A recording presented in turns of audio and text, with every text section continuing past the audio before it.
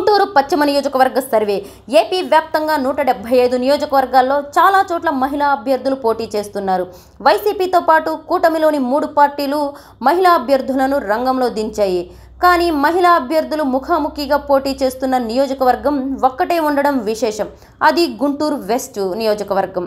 ఇతర నియోజకవర్గంలో పురుష అభ్యర్థులపై మహిళలు, మహిళా అభ్యర్థులపై పురుషులు పోటీ చేస్తున్నారు. కానీ గుంటూరు వెస్టులో వైసీపీ తరపున మంత్రి విడుదల రజని, టీడీపీ నుంచి పిడుగురాల మాధవి బరిలో దిగనున్నారు. దీంతో ఈ నియోజకవర్గం రాష్ట్ర స్థాయిలోనే హాట్ టాపిక్గా మారింది.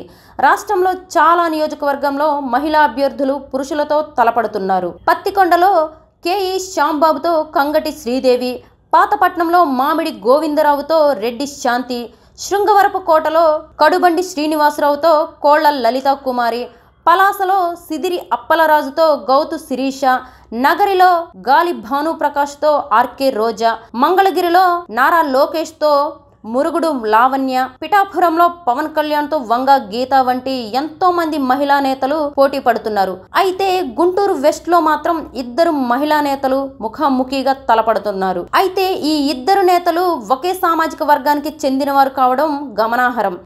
అయితే వారి భర్తలు వేరే సామాజిక వర్గానికి చెందినవారు. 2 బీసీ నేతలే కావడం అక్కడ హోరీ ఫైట్ నెలకొంది. గత ఎన్నికల్లో చిలకలూరిపేట నుంచి పోటీ చేసిన విడుదల రజని గెలుపొందారు.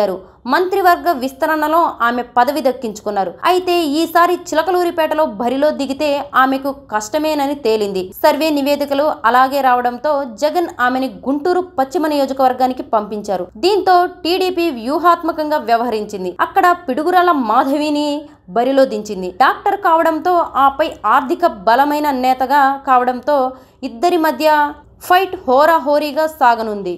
అయితే ఇక్కడ 2 పార్టీలకు అసమ్మతి సెగ ఉంది. 2 పార్టీల తరపున చాలా మంది ఆశావాహులు టికెట్ ఆశించారు.